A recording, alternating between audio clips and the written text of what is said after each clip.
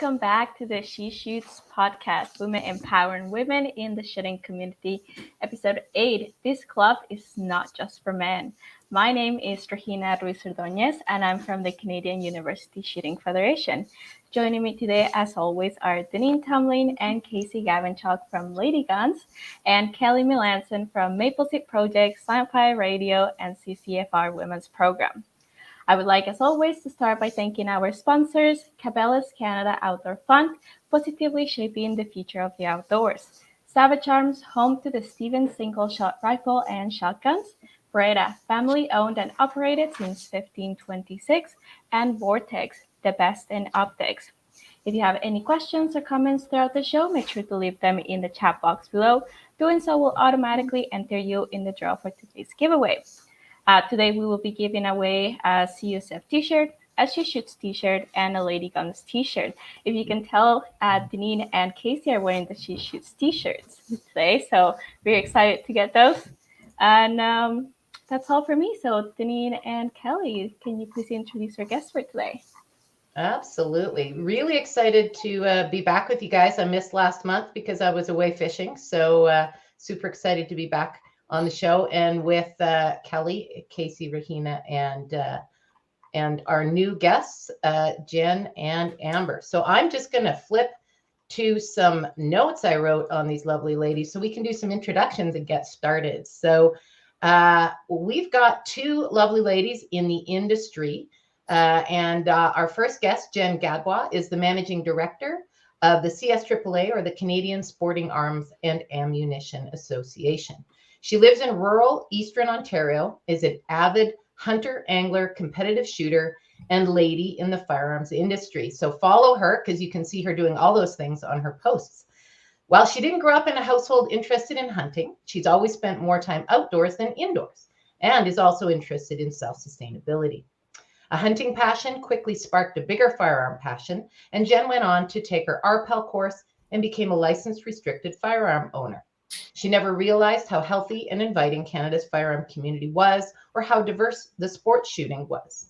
After a few years of recreational range visits, Jenn completed the Black Badge course and now competes in IPSC and Steel Challenge through the summer, and is also hunting every fall. In December of 21, she took on the exciting new role of managing director with the CSAAA, which is a not-profit organization that lobbies, fights, and works to support Canada's hunting and firearm industry. So thank you very much for joining us, Jenn. I'm going to flip over to our other guest and say welcome and hello to Amber Berukoff. Amber is a gunsmith and owner of Can-Tac Firearms. She's a mother, sister, daughter, licensed gunsmith, president of the Castlegar Pistol Club, founder and managing director of the West Kootenay Ladies Shooting Group, a range officer, and a firearms instructor. Amber was also selected as a representative in the 2022 CCFR Gunny Girl calendar with Casey and I, and continues to support women's events and activities wherever and whenever she can. Welcome, Amber. Welcome, ladies. We're going to have fun tonight. Yeah, yes, absolutely. Two of the busiest ladies in the industry right here with us. So true. Yeah. So Especially now. especially now. Especially now, yeah. So we put together a bunch of questions, and we're going to ask you ladies to share your thoughts with us tonight. And I've done a bunch of talking already, so I'm going to throw it over to Kelly so I can have a drink and take a break. Okay. So we're going to get right into it. Amber, why don't you tell us a little bit about your background? How did you actually get into the firearms business? Well, actually, no. Let's talk about shooting first. So you like to shoot. So tell us about that. So I'm like Jenn in the sense that I didn't start shooting. It wasn't in my family. I was raised in a really small town, 4,000 people, and I was raised Doukhobor, which a lot of people don't realize what that is. It's actually, it's a hard way to explain it, but what it is it's a place in Russia, well, not a place, a group of people in Russia, and they came over and they denounced guns. They had nothing to do with guns. They're very peaceful type of people. And the entire region is made up of Doukhobors. So nothing to do with guns growing up. So it was a little bit of a shift getting into the firearms community because while the Kootenays does have a huge hunting community and shooting community, we also have a lot of Doukhobors who are against guns. So to start off, I needed a job. I was a single mom. Yeah. I got offered a job at a gun shop, and so I started working there, and I fell into the rabbit hole. Like it was awesome. It was such a welcoming community, and I think as a single mom, like I needed that. I needed to find a place where I belonged, and so that's how it kind of started. Yeah, that's fantastic. I think that you also found a community where you belong. Deneen was talking about you being one of the CCFR Gunny Girls last year, and that's how we met you as well. And I think that you're such a great advocate and also a role model for women in the industry, but not only that, as a Gunny Girl as well. So thank you for that.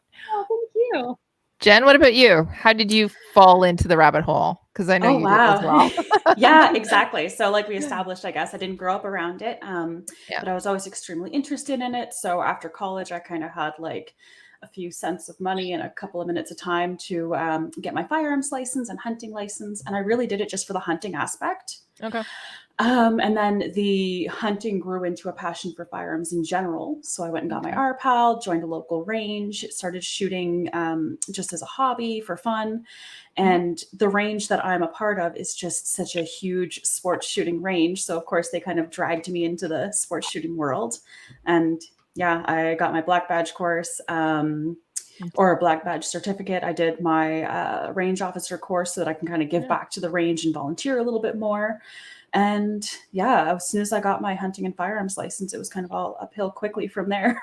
Bill, you are somebody also you organize events at that range. I know that you're really active in that range as well, but not only that, again, within the community, the hunting community, you were somebody that was quite vocal about supporting hunting sports, but you were also somebody who now has shifted over to the industry side. So I think that, again, just like Amber, you're a fantastic role model and for women in the shooting sports. So thanks for coming on tonight. Thank you. How long ago did you get your black badge? I got my black badge 5 years ago. Okay. So I thought it was a little bit more recent than that, but it's not. And no, with COVID and work, I took like kind of 2 years off from actual sports shooting, which didn't help. So I'm really happy to be back into it this year, practicing, trying to get my skills back up. And okay, fantastic. So you are practicing a little bit more. Any other shooting sports? So you do hunting. What else?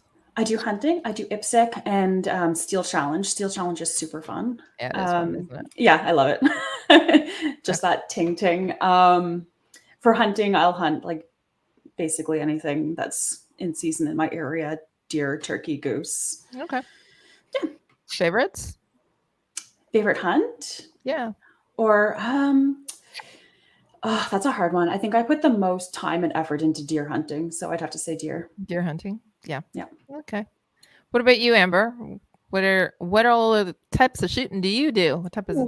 So I do pretty much everything. I do cowboy, I do IPSC, I do Steel Challenge. I just recently got into Outlaw, which I've fallen in love with. That one is one of my favorites, the 22 edition. Yes. Yeah. And then I don't know what it would really be classified as, but I do my own shoots where I kind of make up my own thing. So I do like paint nights at the range, and I love those. Or we do like balloon pops and things like that. And that's a lot of fun for me. One of the ones that we were talking about before the show went live, but also you do it every year, is it gowns and tiaras, or what do you call it? My girls' gowns and crowns. It started off as just a whim with my ladies' club that I started, and it kind of like got into something a lot bigger than what I was expecting it. And it was just meant to be a fun night out, get some guns, get some girls, dress up. I started the ladies club when COVID was a thing. And so people weren't getting out. Right. And so I thought, what would be a fun way to either, A, get people into shooting, and B, have a little bit of fun. So I thought, what? And I was staring at my closet. I'm like, I haven't worn my prom dress in forever. What is the point of having it in my closet if I'm never going to wear it again? So I'm like, let's do a fun shoot. I'm like, we can wear gowns, we can wear crowns, we could bring out all of the firearms and just have a blast. And so it went viral. So I thought, you know what, let's do this absolutely every year. And so, yeah, it just kind of blossomed. And not only that, you also arranged to have a photographer at the range as well, and people can get their photos taken in their gowns, the tiaras, and shooting as well. Absolutely. Yeah. So, so I'm the photographer. Oh, That okay. one. But I mean, it's a ton of fun, right? And it gives women the confidence. They get to come out, right? And of course, men are invited as well. And they, as long as they dress dapper, they can dress however they want. So this year we had a gentleman come in his kilt, and his wife came, and it's a ton of fun. So I do, and I take pictures of the couples together, and I bring out all of my firearms, and they bring their firearms. There's no specific shooting that we're doing, right? It's just essentially have fun, grab what you want if there's something you've never tried. So yeah, it's just an event focused on fun and nothing else. Perfect. And you're also, again, you're part of that community, and we've been talking about it. So other areas are looking to copy what you're doing because it's so much fun. Maybe we can get some women out shooting and dressing up and having a lot of fun. Oh, well, yeah. it gives us all an excuse to get out our prom dresses. Right. Really. Okay. So I do have a question. Is it just prom dresses, or can we wear our wedding dresses? And if we're divorced, can we? Never mind. Well, to be fair, it's never really about the dresses. So if somebody doesn't have a dress, right? Like, it's open to absolutely anybody, and anything that anybody is comfortable in, I'm all for. So if you want to wear whatever the heck you want to wear, by all means, come out and just have a great time. Awesome. That's great. Deneen, you want to take over a little bit? Yeah, absolutely. Well, we've been talking about doing some fun shoots and what kind of sports the ladies like, but I'm always curious. Everybody has a favorite, except for Amber, who has lots of favorites. But what's your favorite firearm that you're currently own and that you're taking out for any one of these sports or hunting, perhaps? Name something you've built or that is currently your favorite. I always just like to find out what everybody's running. Yeah, Jen. Okay. Yeah, let's start with you. Okay, sorry. Yeah, that's, oh my gosh, always such a hard one. I get asked that all the time, and it kind of depends on what I'm doing and what I currently have in my hands. So when I'm competing, I love my CZ Shadow 2. It's always my go-to competition pistol. But then I'll be hunting in the fall, and in my WMU, so wildlife management unit, we can only hunt deer with bow, shotgun, or muzzleloader. I use a Traditions Pursuit muzzleloader, so during deer season, that's like my favorite rifle or muzzleloader. It's accurate, it's reliable, and it actually harvests food for me. So I'm like, oh, you know what? Maybe this is my favorite firearm. So I guess I'm just sort of skirting the question. I don't have a straight answer. I just love them all. Yeah, I have a gun de jour problem as well. So they all have a purpose. Right? They all have. Yeah. Amber, how about you, my dear? Yeah, this is a tough question. I gotta say, it's like asking me which one of my children is my favorite. Come on, we really do have. Yeah, I was gonna say. I'm a huge sucker for lever actions. I've fallen in love with them. So if I honestly had to pick one, I have a beautiful 38 Special Marlin Cowboy Edition, and it's not necessarily because it's a lever action or because it's a nice firearm. It's because it was given to me by someone special, and I'm sure everybody can relate how special those firearms are. Yeah. So I'm going to say that one. Awesome. Thank you for sharing. That's fantastic. So now that we got the fun part out of the way, I think we got to start talking about some of the stuff about working in the industry and building a career in the industry. So you both kind of talked a little bit about how you got started. So Jen, over to you. What courses or different activities in your career helped you find this job that you are undertaking with the CSAAA? Yeah, so I actually came from a veterinary medicine background. I took a veterinary medicine course through college. I spent 5 years in the vet field, and we always had to do continued education to keep our certification. So the courses weren't even vet related. They were more like public communication related. So sort of de-escalating a stressful situation. If you have an upset client, a lot of administrative, bookkeeping, legal courses. So I really think that those courses have come in extremely handy in this current role, because we're always talking about very sensitive subjects, dealing with the public, dealing with politicians. And then after May 1st, I'm kind of embarrassed to say this, but before May 1st, I wasn't that invested in the firearms politics of it all, because I'm like, you know what, I'm just minding my own business. I'm staying away from social media. I'm doing my hunting and sport shooting and whatever is. And then of course there was the May 1st ban announced, and I was like, okay, I need to get involved. What is happening to my sport? So I started doing my research. I kind of volunteered with a few of the consumer groups that were fighting the unjust firearms regulations, and I learned a lot, and that kind of pushed me in the right direction to sort of fit in more with CSAAA. Right. And thank you for doing that, Jen. I think a lot of us felt the same way when that happened. So thank you for that.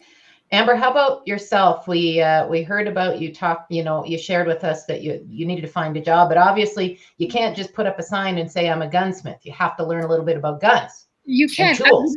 That is true and that's not true. And I would like to dabble into that because Canada doesn't recognize gunsmithing as a trade. And it's sad because realistically, anybody can go get a business firearms license and say they're a gunsmith. And I don't believe that should be a thing. I think that there should be more regulation behind that. And I know a lot of people say, oh gosh, regulation, and it scares people in the firearms community. But for something to that extent, I think that we should make it a trade. It is in the States, so why it is in here, I'm not too sure. But you are right. So I was a single mom. I needed a job and I started working at a firearms store. And originally I was just behind the counter and I was dealing with everything. I was fresh. I just got my PAL and my RPAL, so I knew nothing. So it was a huge learning curve, and I saw how busy the shop was, and we were a gunsmith as well. So there's no gunsmiths in the entire Kootenay region. This was the only one. So we were servicing so many people, and there was such a delay in the back, right? Like it was months wait. And I thought, what can I do to help out? So on my days off, I started going back there and learning a little bit about it. And because gunsmithing is not a licensed trade in Canada, there's no schools in Canada for it. If I'm not mistaken, there's only one, but there's still actually no legal requirements to take it because it's not a licensed trade. And so I thought, well, what are some things that I can do to still continue my education? So I took online courses. I took 3 of them, and they were very informative, very knowledgeable. I liked it a lot, but you really don't learn a lot, have hands-on stuff when you're doing it online. And so I took it upon myself to do my own apprenticeship through my shop. I have 3 other licensed gunsmiths in my shop. And so I kind of pestered them enough to teach me. And they did. And I'm still learning every day. And yeah, it's been a lot of fun. So I did that. And then aside from that, I did all my range officer courses. I took lessons through my own pistol club that I go to, and it's been absolutely great. Wonderful. Thank you for sharing. And I shared with you before the show that we have a lovely lady gunsmith here in Calgary who has joined Lady Guns as a range officer. So I can't wait to introduce you guys, because you're absolutely right. There's not many women doing that and choosing that as a career path. So that's awesome. Yeah, absolutely. Yeah. Kelly, sounds like you got some ideas.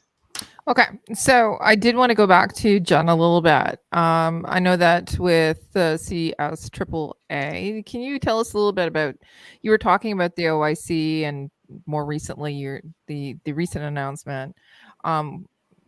We were talking in the background a little bit about the impacts to Canadian gun owners specifically. And we're talking about this from a retail perspective. What are your thoughts on the most recent announcements and the upcoming handgun ban? So honestly, not to get into, okay. No, politics aside. Yeah. What's the impacts basically? What's the impacts on the companies and the businesses and the families? It's honestly so hard because I talk to our members every single day, and they are just being slapped with regulation after regulation that is making it so hard for them to properly conduct business. Yeah. Bill C-71 was pushed through, and that just put a whole load of administrative work on the retailers. We had, as always, very little notice that these regulations were going to get pushed through. As far as Bill C-21 goes, they recently announced that as of August 19th, there's going to be a handgun import ban. Yep.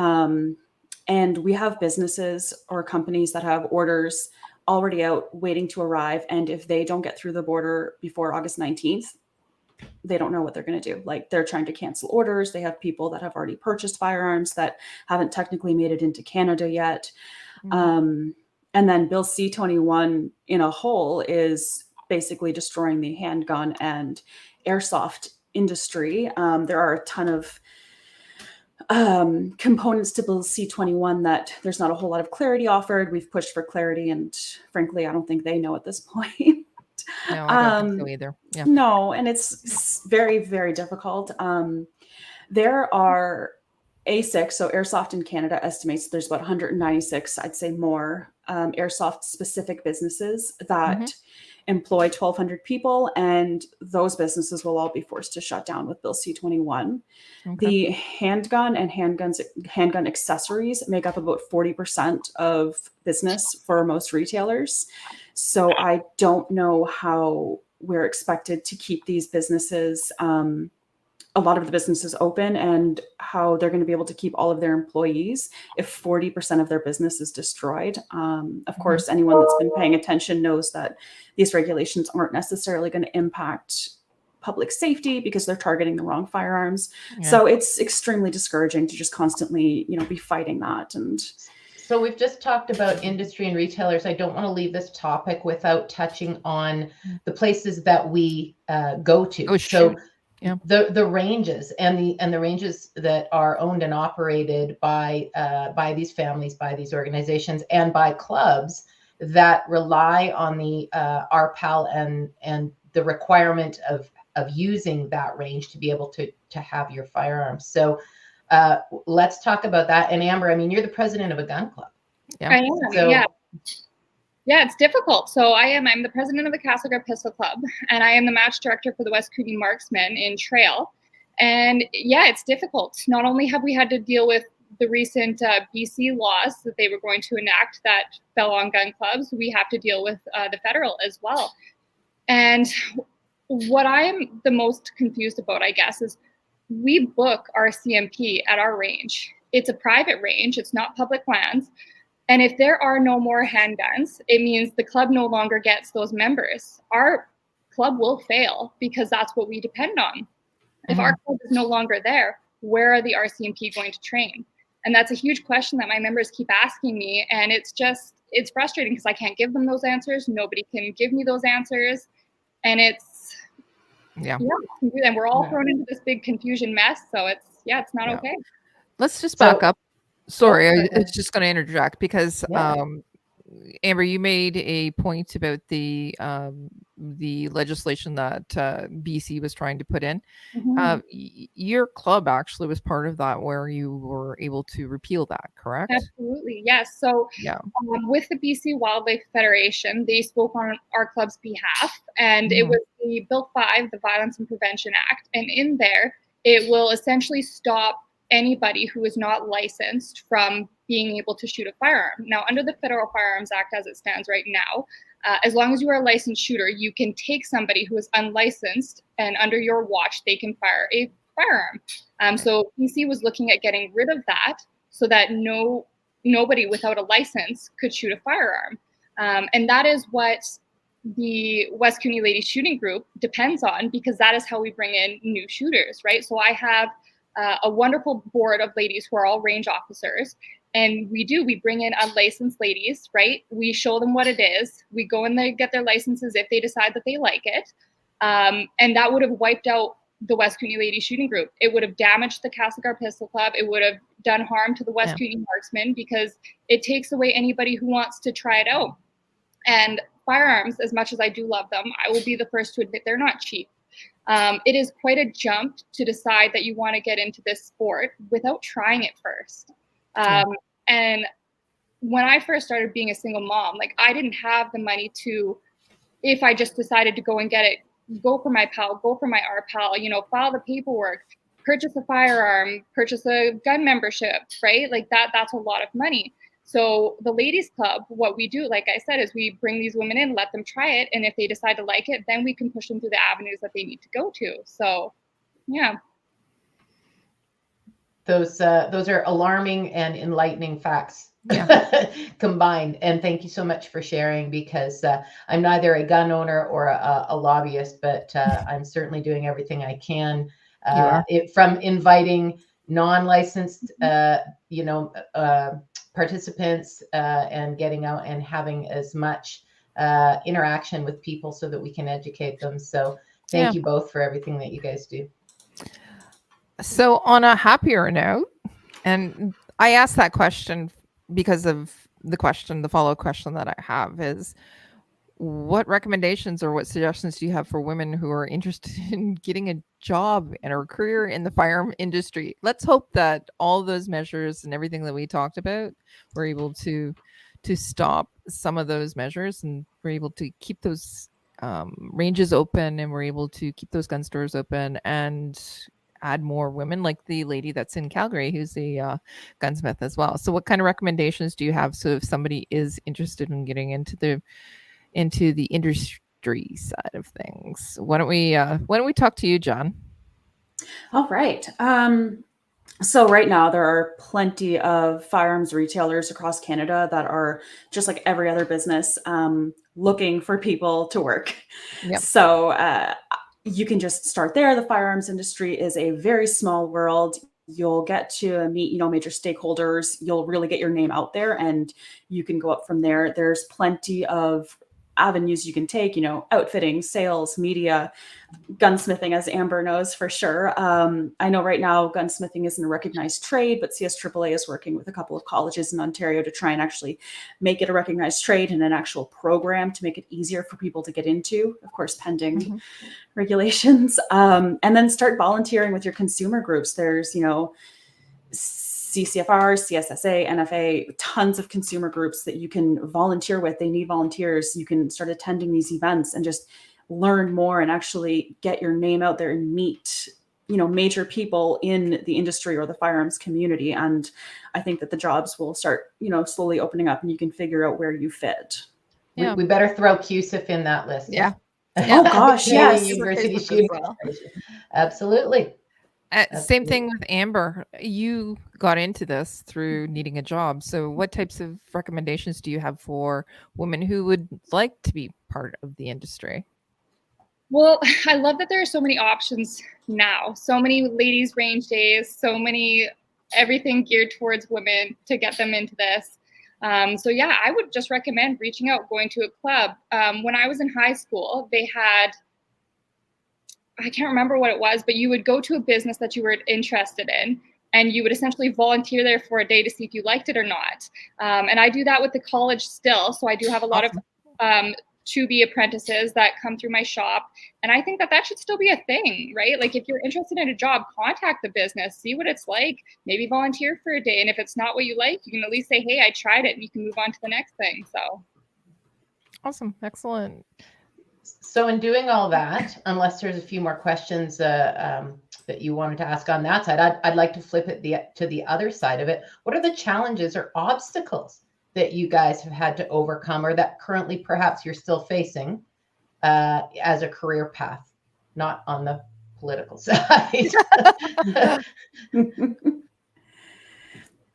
I guess just getting our voices out there is extremely difficult because nobody kind of knows, well, not nobody, but a lot of people don't really care about the firearms community unless they're in the firearms community. So being able to actually get our voices out there really helps us do our jobs as an organization that supports, the firearms community or the firearms industry. And for me personally, I was very new to the firearms industry aspect. So this is a huge learning curve for me. Firearms did become more political, and there was a lot of, there is still a lot of like legal and politics that I need to learn. And yeah, I'm learning more and more every single day. So I guess the challenge is just the learning curve and learning something new. How about yourself, Amber? Any challenges or obstacles? I mean, you're sitting at a tool bench with a bunch of my beautiful milling machine behind me. Right. I'm going to flip this to the other side. Being a gunsmith, a lot of people don't realize that it's actually a play off of machining. And being a woman in the trades, I don't get taken seriously a lot of the time because I am a woman. And even in the firearm side as well, right? A lot of, and I hate to say it, the old school shooters who don't take women seriously. So not only have I had to face that, I've had to face the women in the trade. And then, of course, my area that I touched upon is very Duke of War, and they don't like firearms. So trying to break through all of that has been an interesting struggle. It's been good though. So far, I've been doing very well. My West Kootenay Ladies Shooting Group, I think we reached over 500 members now, so which is huge for Wow. yeah, it's been absolutely phenomenal. So I'd like to think that we're kicking butt and, you know, making a good name for women. Amazing. That's excellent. And I love that that you guys are both still going at it and learning and trying to you know, create opportunities for other women as you're going along. So that takes me to the question about mentoring or guides along the way. How have you found finding mentors, or did you have one that kind of perhaps, or two, that brought you where you are here? So when I first started shooting, there was tons of very, very active sports shooting members at my home range. And just seeing how welcoming and inviting they are and how willing they are to teach somebody that's new to shooting everything about their sport so that they can ensure that they succeed was very inspiring. And I know that this is going to sound super cheesy, but every single member so CSAAA is made up of a board of directors, industry stakeholders, experts, and they're all the most passionate and motivated and knowledgeable people that I've ever worked with. So definitely huge inspirations and people that I look to for insight, knowledge, everything. Awesome. Thank you, Jen. Amber? I have too many to name. When I was working in the firearm store, we would sell memberships to the Castlegar Pistol Club. So I would get all of the people coming in, and I would get people offering to take me out because I was new. And a few of them, bless their hearts, actually gave me my first firearms to get started because I didn't have the money. So it was the best thing ever. And then, of course, all of my ladies from the ladies club. I know it sounds weird to say because I brought about 80% of them into it, but they're my mentors too, because seeing how they've grown and everything like that, it just keeps me going. Well, I know I look to both Jenn and Amber, and then my fellow ladies on the podcast all the time. I see you guys on social media. Totally inspires me to continue doing what I'm doing. So yeah, it's a big old love fest. Eh? Speaking of which, that's my next question. What's your experience been with the other ladies in our shooting community?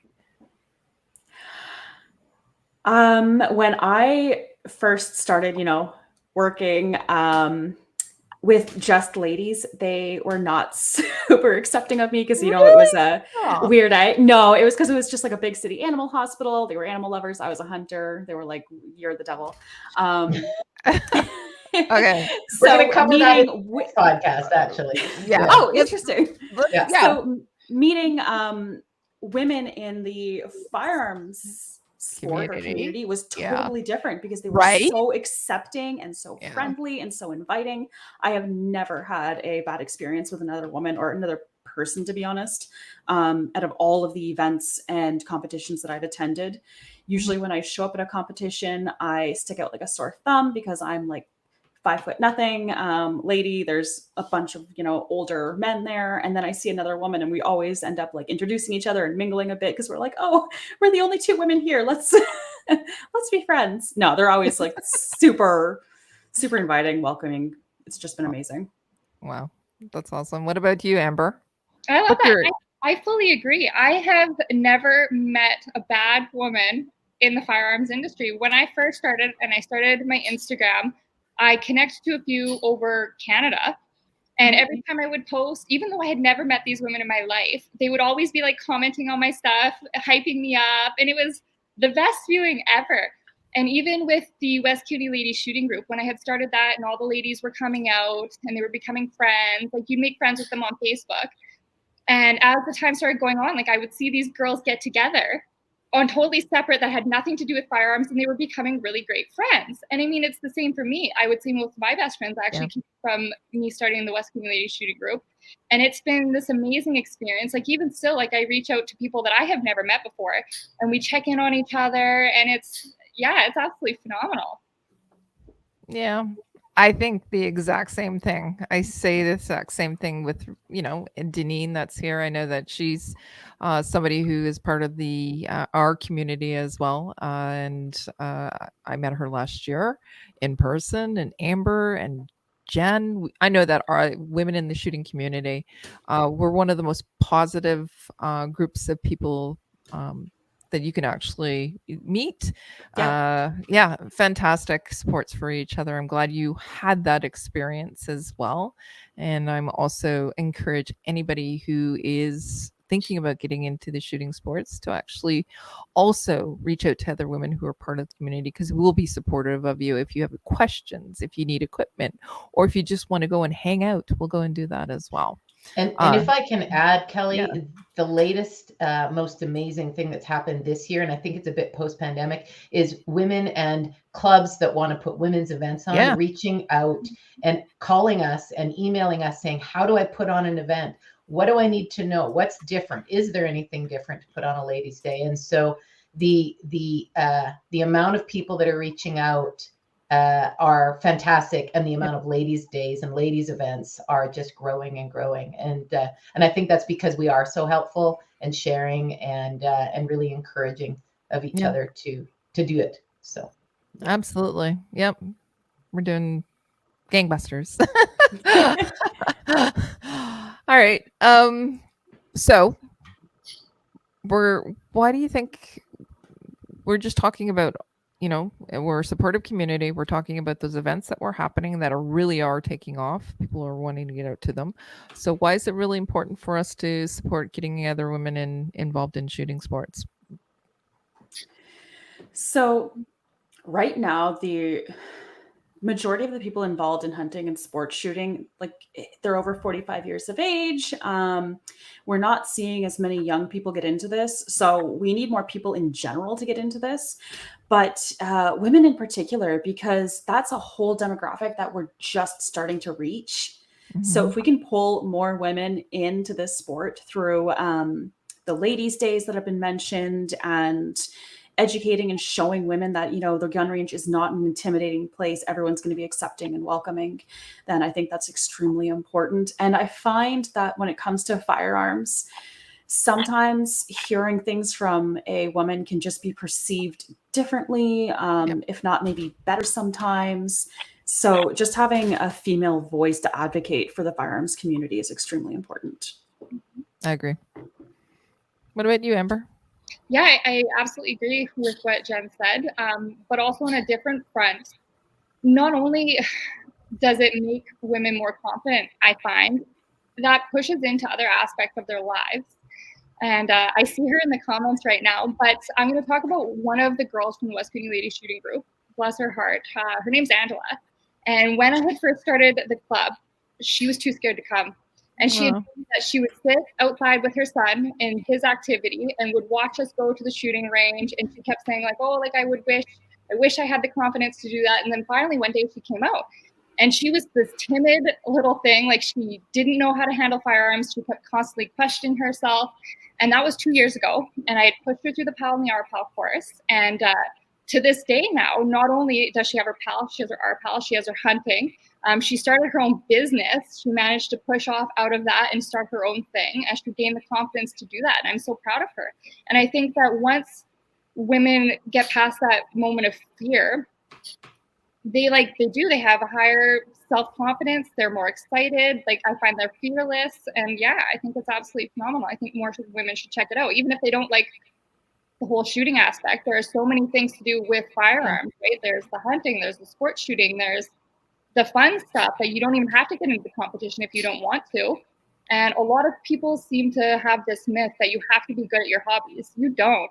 I have women who come to my range and they are so upset with themselves because they're not good. And I think, why not? Like, just have fun. Like, it doesn't really matter. And that's when I started the balloon pops and all that stuff, and just the thrill of getting out and having fun. And yeah, it's been awesome.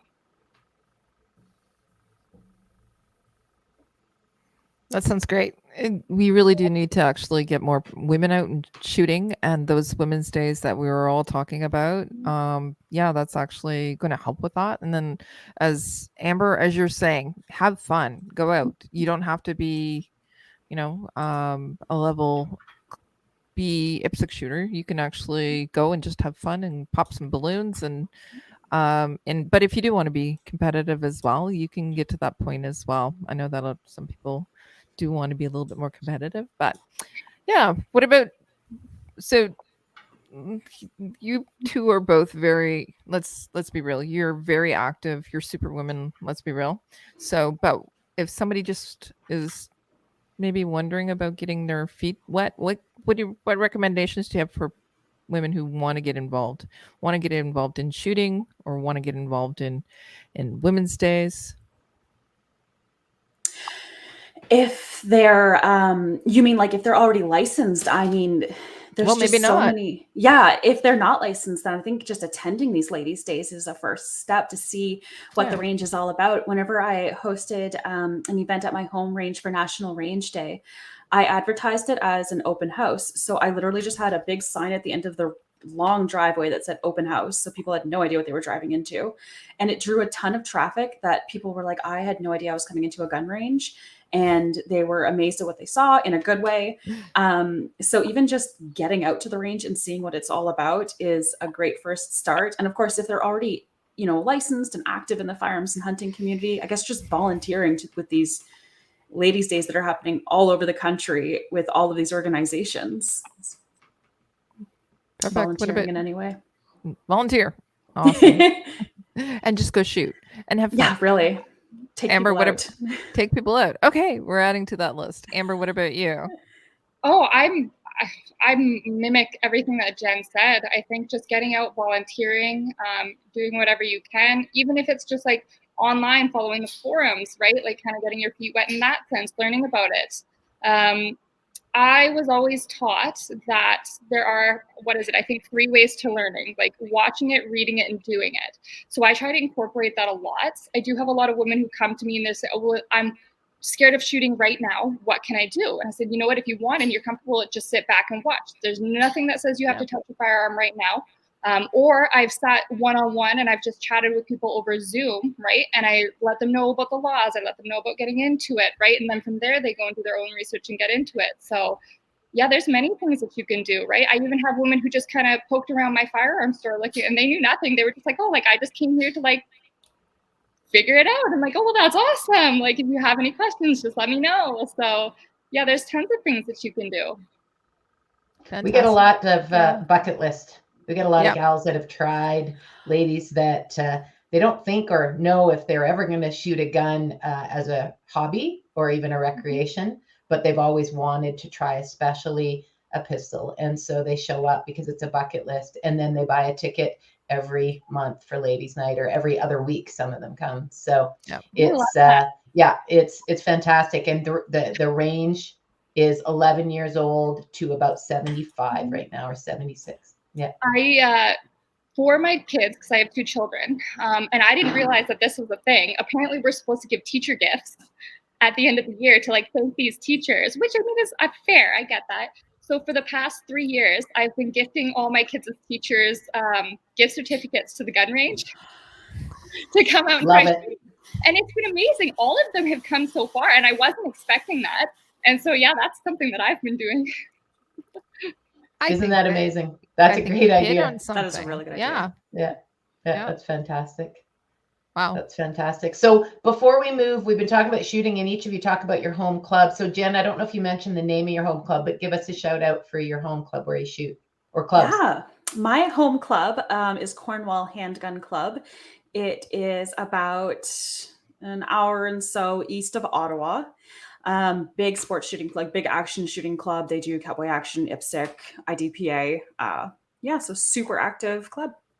I'll be there in 2 weeks. I'll see you there. Okay. Maple Seed, right? Yeah. Nice. Amber, I guess we've talked about it, but yeah. I belong to a few clubs. So like I said, I'm the president of the Castlegar Pistol Club. I am the founder and managing director of the West County Ladies Shooting Club. While we are not our own range, we do shoot at 2 separate ranges, and the other one being the West Kootenay Marksman and Trail. And that's a phenomenal range too. It has 3 ranges. It has a rifle range, a pistol range, and an archery range. And the members are absolutely fantastic. I've made lifelong friends at that range. And then I also shoot at the Silver City Trap and Skeet Club. So of course, Trap and Skeet shotgun, and that range is a favorite of mine as well. Awesome. That's Excellent. fantastic. Thanks for sharing. I know that we've had a bunch of questions come in, and I'm betting that Casey's been collaborating in the background trying to get that sorted with some questions. So I don't think we have anything left on our list of questions. But Casey, what of our viewing audience want to know about Jenn and Amber? So our first question was from Megan, and she wanted Amber to explain more about Outlaw. Outlaw is a 22 precision match, and it's with speed. I can't say a lot about it, mainly because I just personally started it myself. But so far it's been a ton of fun, and I dabble in the price a lot, mainly because everything is getting up there in price. Ammo has skyrocketed, firearms have skyrocketed, and 22 is a really great way to get into the competition end of it and not spend a fortune. And so that is one of the reasons why I really like it. And there's just something so thrilling about hitting a target that big with a 22. It is like, it's that whole thing that Jenn said, the ting, like it's just, yeah, I love it. Is it pistol or rifle, Amber? It's the rifle.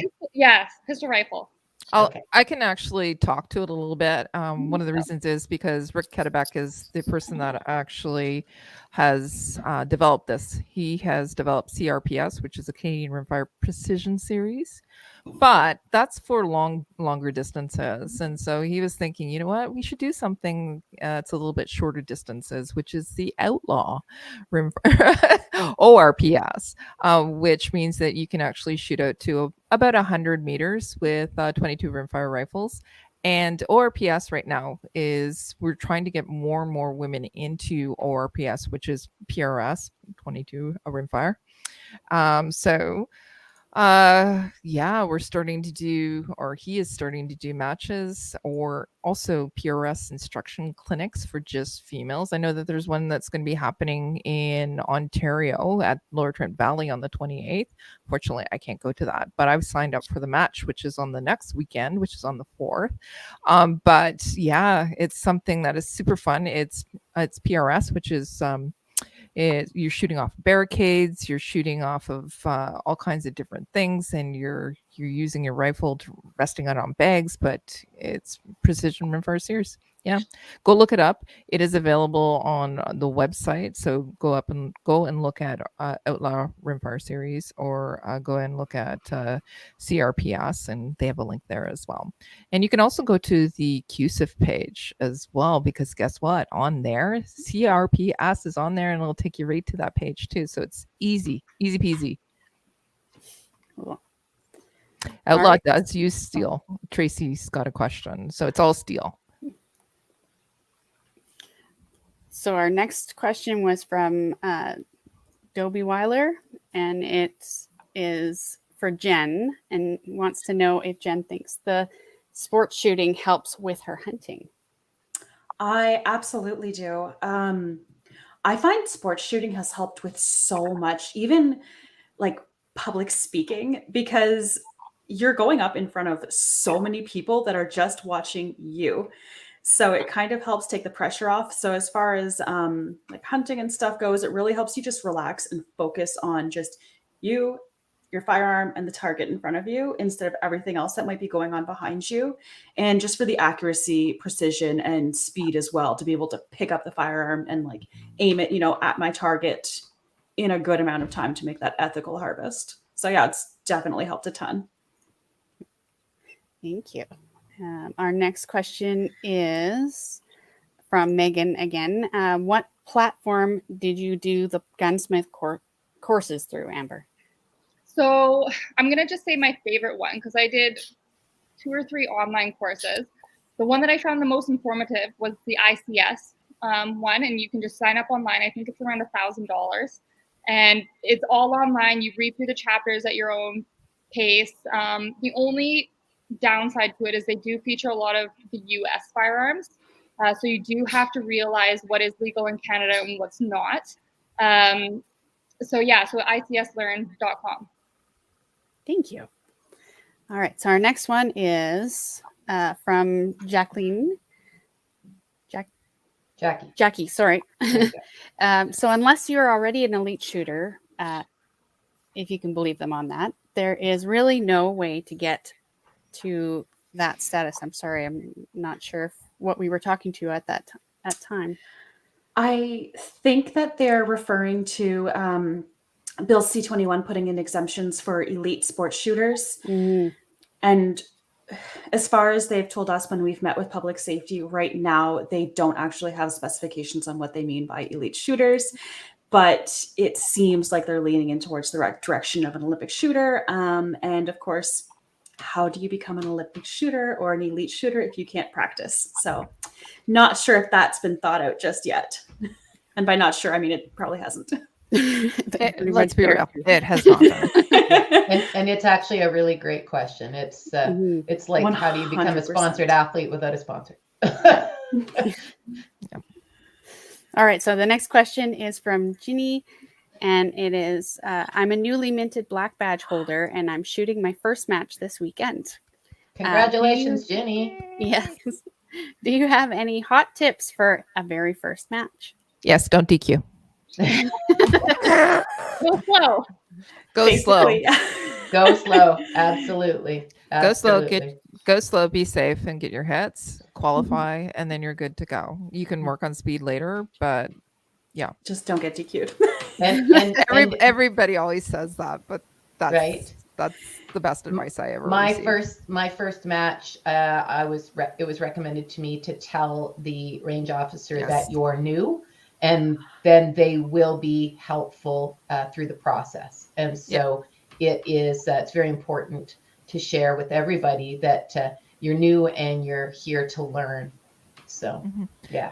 One of the things is also by telling them that this is your first match. What they'll typically do, not always, but they typically do, is they will put you last so that you can actually see how to run that particular stage.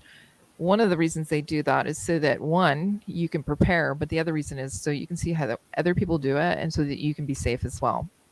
So it's in their best interest to put you last. After you qualify, by the way, after your first match, then they typically won't do it, but just tell them that it is your last match or first match, and they will be very helpful to you as well. Nobody wants you to DQ on your first one. So And don't get sucked in to go the speed of the shooter in front of you.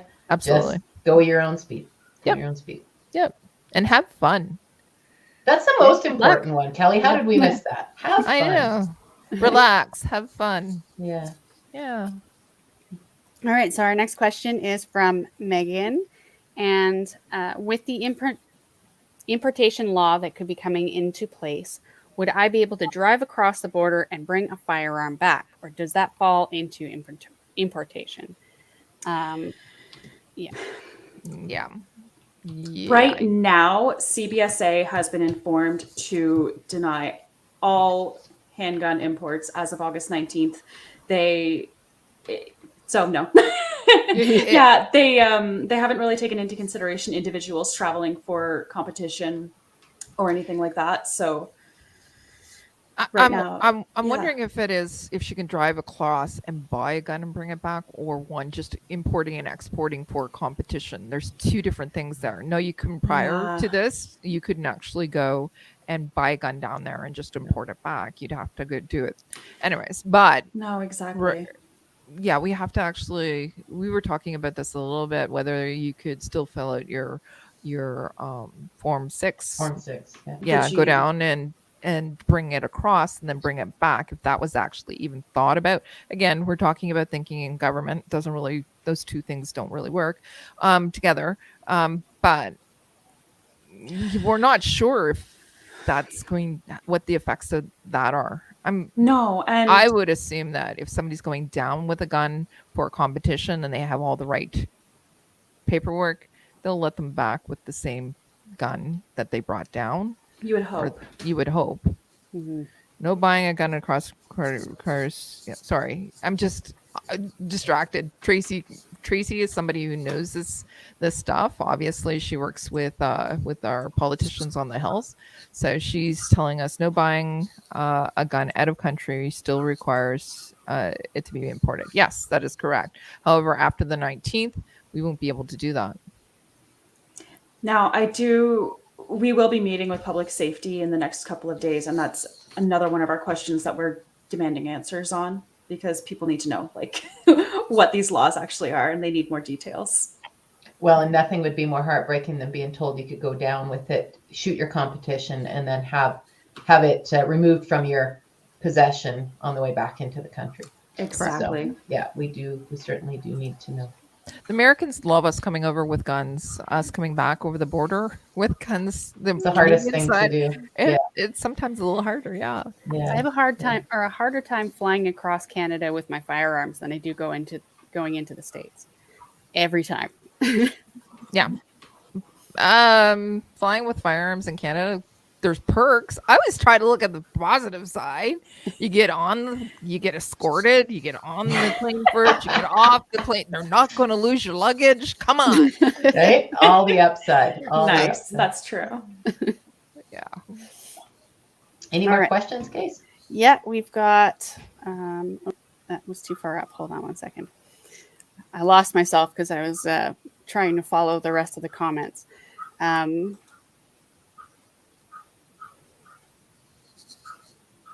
There's winners. I think actually that might be it for all the questions. Awesome. Thanks for keeping track. There was a lot of them. There was a lot of There's questions. a lot of interaction on this one, so that's great. Thanks to everybody. Well, and with all of that, all of those questions, I think it might be interesting to have a conversation at some point at another She Shoots, talking about being a competitor and being able to move, transport your firearms, and all of that kind of stuff. But maybe we'll put that in for season 2, as that's something we're going to be talking about soon. So yeah, we should put it out to our listeners and viewers. Yeah. What would you like to see in season 2? Give us ideas. Season 2 of She Shoots. Yeah. Oh my goodness. We're talking about season 2 already. I know, right? Right? Yeah. We're going to be in double digits pretty soon here. Woohoo. Yeah, only a few episodes left. Exciting. All right. Okay. So should we get some stuff away? Yeah, let's Yeah. do that. Yeah, so let's go ahead and do that. So as I mentioned earlier, we have 3 t-shirts to give out today. So we have a CSF t-shirt, a She Shoots t-shirt, and a Lady Guns t-shirt. Yeah. Casey's got the She Shoots shirt on. I do too. But I'll hold this one up. This is the Shoot Like a Girl shirt. And this is one from Lady Guns. And the CUSIF one's in a box at my feet. So we'll just, believe me, it's there. It's there. Okay, there. so let's go ahead and start with the CUSF t-shirt. So who is the winner for first t-shirt today, Casey? All right. Number 14. So I'm counting. Hold on a second. This Somebody is what Jenn and Amber comments. have to. Oh, Goodness. now Okay, so our first winner is 1AB. Yay, 1AB. congratulations. And that's through YouTube that she commented. So Yes. 1AB. Yeah, so for YouTube, they need to contact you to your email, correct, Casey? Yeah, just send an email to casey@ladyguns.ca, and I will make sure that you get your t-shirt sent to you. all right. Awesome. So, T-shirt number 2. Our next one is, oh my gosh, I don't even know. Queen of Cats. I love that name. I just That's wanted to awesome. know because that's actually one of the girls who is on the board for the West Cooney Ladies Shooting Group. Okay. Go back to the women supporting women. A lot of the comments, bless their sweet little hearts, are from the West Cooney Ladies Shooting Group because I love them to death. They wanted to support me tonight. Oh, that's Thank you, awesome. everybody.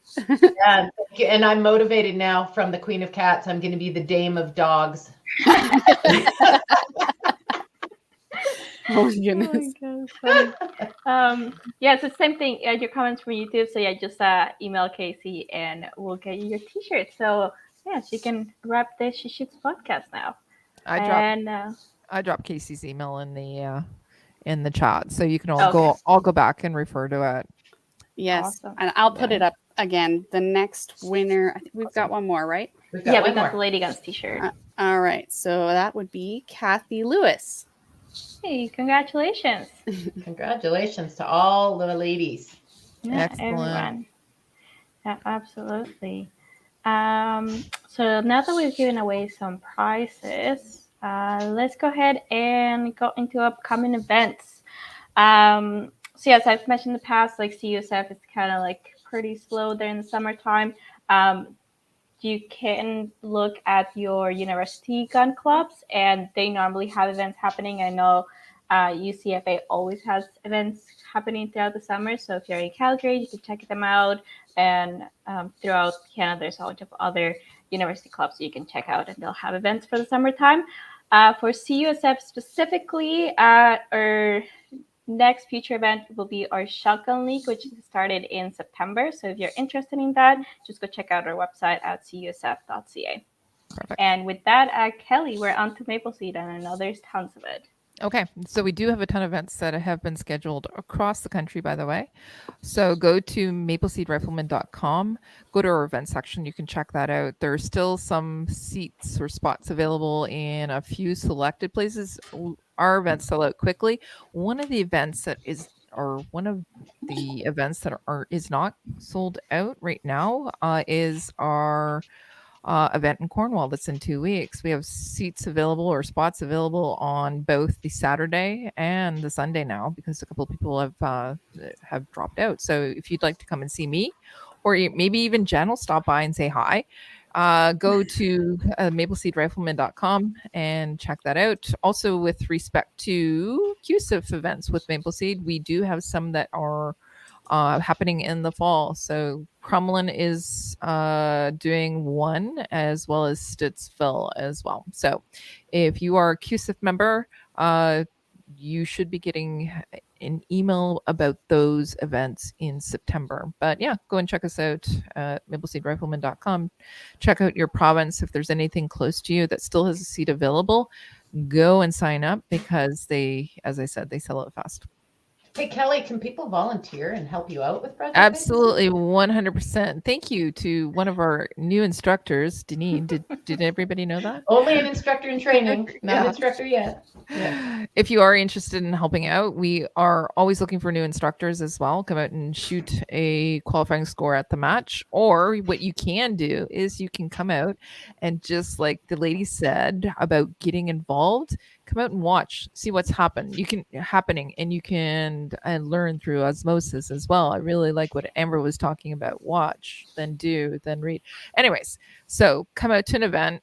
We absolutely 100% need people to help with just actually the admin side of things, like handing out targets, scoring targets, or even just clearing the line. So you don't have to be an instructor if that's not your jam, but we're always looking for volunteers. So and Rahina, how about CUSIF? Yeah. Sorry, Cal. Is CUSIF looking for volunteers too at these events? Is that a good way to come out to a gun range and help out a little bit? Oh yeah, absolutely. We're always looking for volunteers with CUSIF, and even the university clubs, they're always looking for volunteers to come and help out. So if you're near one of those universities that does have a club, you can go ahead and talk to them, and you can volunteer with them, and they're all affiliated to CUSIF, right? So we're all just helping each other. Like you've said before, right. We're just a bundle of love. So all the volunteers, you're all welcome. Coast to coast bundle of love. Absolutely. Right. Yeah, right. Exactly. All right. So can I jump in on some lady gun stuff then? Well, yeah, I was just going to ask, what's going on with lady guns?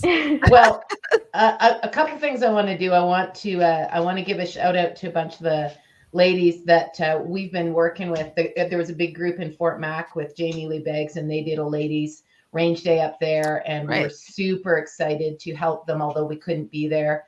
And then Casey and I got the band back together, and I hung out in BC for the month, and we did events out there. We did a shotgun day, and we did a pistol rifle day, and we had some new women come out and have been asked to come back and do that again. So upcoming, as we had mentioned, the She Shoots crew is putting together season 2.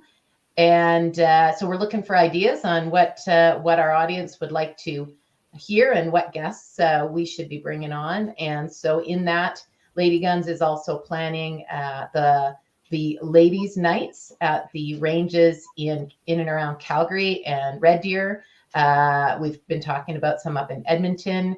And most recently, there's been a request to do some activities for women that are already experienced shooters. And so we're going to talk about that, some adventure days, and some maybe some hunting and some fishing stuff. So we'll get that on the calendar as well.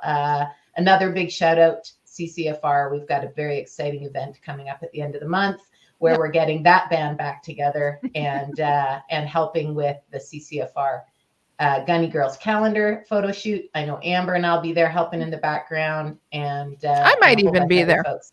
Yeah, I heard that, Kelly. I heard you might even be there. Yeah. So why don't we talk about? Can I take a minute just to talk about that? I think it's important as well. Yes, please do. The reason that we do this calendar is so that all these events that we're talking about from the CCFR, we can provide sponsorship for getting more women into shooting. So if you or your club would like to have a Women's Day, reach out to me, kelly.wheaton@firearmsrights.ca. We'll try and sponsor your Ladies' Day, or we'll give you help to actually put together a Ladies' Day and bring more women in, because we really need your help. Women, I truly believe, are the future of our sport, and the more women shooting, the better it's going to be. And not only that, as you know, Jenn said, and Amber and everybody that's on this podcast has said, we're so supportive of each other, and we'll try and actually, it's one of the best communities that you can belong to as well. So if you want to start a Ladies' Day, let us know. We'll try and help you out with that. Amazing. So I think we've got some thank yous, and then Rahina, have you got the info on the next podcast for us? Yeah, absolutely. So I'll just start by once again thanking our sponsors, Cabela's Canada Outdoor Fund, Savage Arms, Beretta, and Vortex. If you like today's episode, please leave us a like and follow us so that you don't miss out on any of our episodes. However, if you did miss our episode, you can always watch us on YouTube or Facebook to see the recorded episodes, or you can listen to us through Spotify, Apple Podcasts, Google Podcasts, and iHeartRadio. So while you're driving, working or something, you can just listen to us. And if you liked our message and would like to learn more about our programs, check out our websites at cusf.ca, ladyguns.ca, and mapleseedrifleman.com. To support us and get some additional perks, check out our membership programs. Thank you all for tuning in to the She Shoots podcast, episode 8. This club is not just for men. Don't miss out on our next episode, Hunting, the Positive Impact on Conservation. Our guest will be Kate McGuire. Kate is the Director of Forest, Fish, and Wildlife for PEI, as well as a botanist, trapper, angler, forager, and a recreational hunter. So make sure to save the date on September 13, 2022. Thank you, and good night. Thanks, ladies. Good See night. y'all. Good night. Thank you very much. Thanks.